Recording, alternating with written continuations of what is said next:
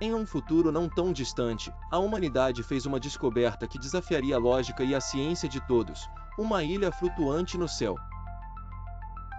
Esta ilha, localizada por satélites em uma região desabitada, emitia uma energia estranha que alterava o clima, a gravidade e a percepção das pessoas ao seu redor. Em pouco tempo, cientistas, aventureiros e líderes mundiais se uniram na esperança de desvendar o mistério. O mundo, já avançado com drones, inteligência artificial e viagens espaciais limitadas, se maravilhava diante desta anomalia. Numa manhã ensolarada, a renomada astrofísica francesa, Dra. Helena Rousseau, liderava a primeira expedição científica à ilha. Cética por natureza, ela não acreditava em fenômenos místicos, mas algo na ilha começou a induzir visões perturbadoras nela, evocando traumas antigos de seu pai desaparecido. Helena não estava sozinha. Jonas Morales, um ex-militar frio e calculista, comandava a força mercenária contratada para a proteção da missão. Apesar de seu exterior duro, Jonas era guiado por um código moral firme. Mas a ilha, misteriosa, começou a mexer com sua mente, distorcendo suas percepções e fazendo questionar suas próprias ações. Entre a equipe, estava Aya Nakamura, uma jovem hacker japonesa. Especialista em drones e tecnologia de comunicação, Aya logo percebeu que a ilha não era apenas uma estrutura flutuante, mas possuía inteligência própria, interagindo com aqueles ao seu redor de maneira quase consciente. Khalil Attar, um diplomata da ONU, também fazia parte da expedição. Carismático, porém misterioso, Khalil carregava segredos sobre a origem da ilha que ninguém mais sabia. À medida que a equipe avançava, visões e ilusões tornavam-se cada vez mais frequentes e perturbadoras. A verdadeira reviravolta veio quando a equipe descobriu que a ilha era uma prisão para uma entidade cósmica, um ser capaz de dobrar a realidade e consumir o universo. Compreendendo o perigo, eles percebem que sua missão agora era impedir que essa entidade fosse libertada. Enquanto lutavam contra as alucinações e o terror crescente induzido pela ilha, Helena, Jonas, Aya e Khalil precisavam unir forças para salvar a humanidade daquela ameaça inimaginável. Capítulo 1. A ilha no horizonte. O céu estava claro naquela manhã, exceto por uma mancha singular que flutuava no horizonte. Um objeto colossal, suspenso no ar, desafiava qualquer explicação científica.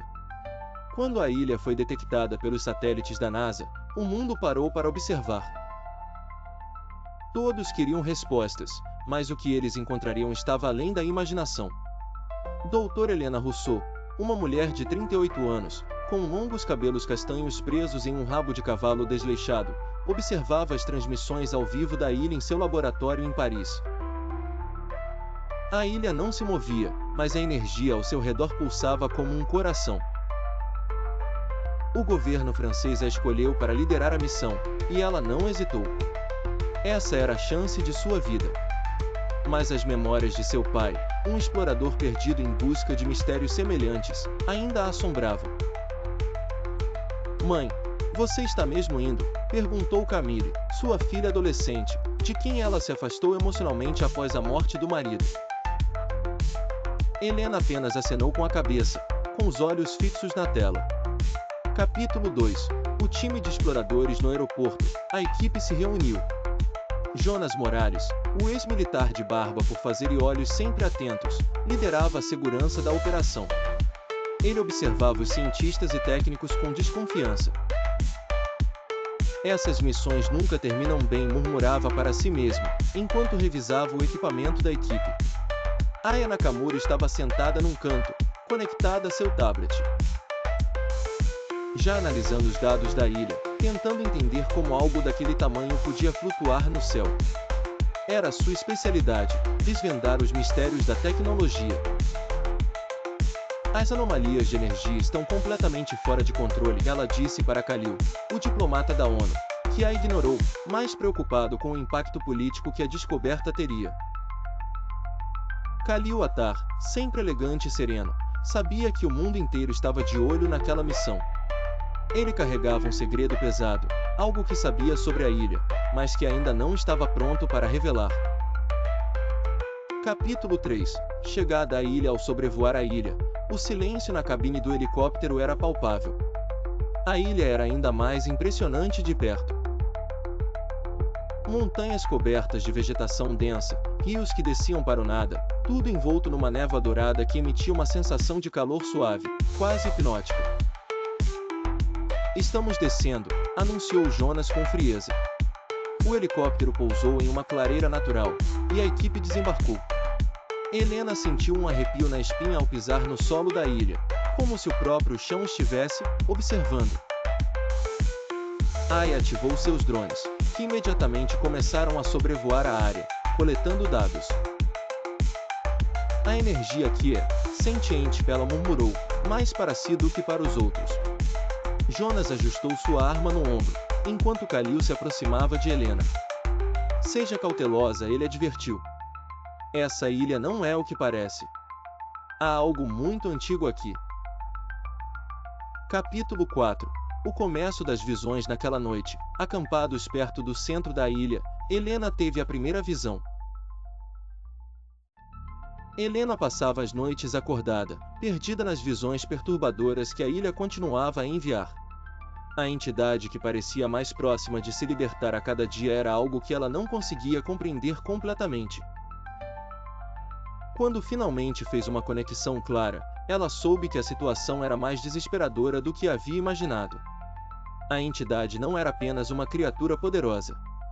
Ela era parte do tecido do universo, uma manifestação da própria energia primordial que moldou o cosmos.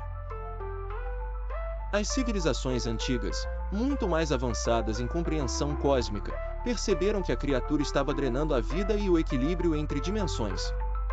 Por isso, criaram a ilha, uma prisão que flutuava para manter a entidade longe do tempo e da realidade. No entanto, esse selo estava se enfraquecendo. O simples fato de humanos estarem presentes na ilha já havia acelerado o processo. Capítulo 9. Arcos pessoais. Conflitos internos. Enquanto Helena lutava com as revelações, Jonas estava cada vez mais preso em suas próprias alucinações. Ele via seu passado militar retornar, com sombras de antigos companheiros de guerra o confrontando. O efeito da ilha sobre sua mente o fazia sentir-se incapaz de distinguir entre o real e o ilusório. Ele via seus colegas de equipe se transformarem em inimigos. Aya, por outro lado, tentava se concentrar na tecnologia, mas sua curiosidade crescente a empurrava cada vez mais para entender o lado oculto da ilha.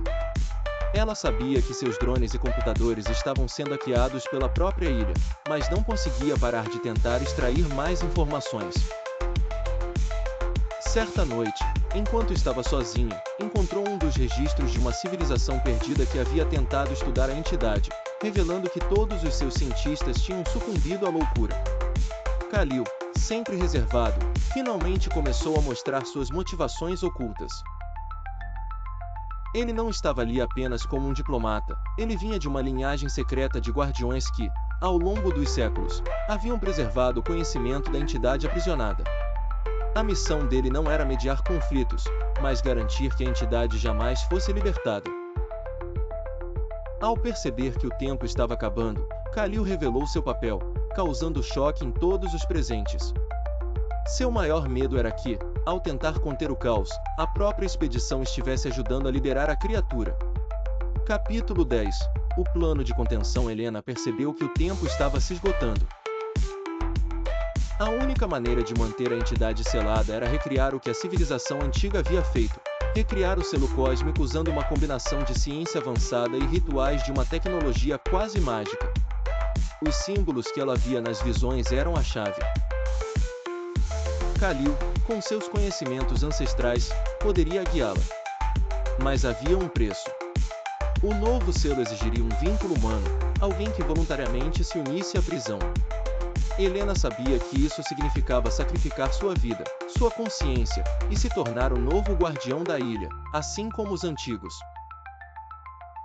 Quando revelou o plano para o grupo, a reação foi de choque. Jonas, ainda lutando contra suas alucinações, recusou-se a aceitar que Helena, a líder que ele admirava, tivesse que se sacrificar. Aya, sempre lógica, tentava encontrar uma alternativa tecnológica para recriar o selo sem perder ninguém. Mas Khalil sabia que não havia outra saída. Capítulo 11. O confronto com a entidade. Na noite em que decidiram ativar o plano, a ilha começou a se transformar. O céu se distorceu, como se a própria realidade estivesse desmoronando. Fendas no espaço e no tempo começaram a aparecer ao redor da equipe, mostrando vislumbres de universos alternativos e fragmentos de outros tempos. A entidade estava se libertando, estendendo sua presença para além da ilha. Helena, acompanhada por Khalil e os outros, desceu até o coração da ilha. A entidade já estava despertando, uma presença invisível que podia ser sentida como uma pressão esmagadora na mente de cada um. Eu posso sentir a realidade se dobrando, murmurou Aya, enquanto seus dispositivos colapsavam devido à intensidade da energia. A cena no coração da ilha era de caos. Jonas, perturbado pelas alucinações, tentou impedir o sacrifício de Helena, apontando sua arma para Khalil, acreditando que ele fosse o verdadeiro inimigo.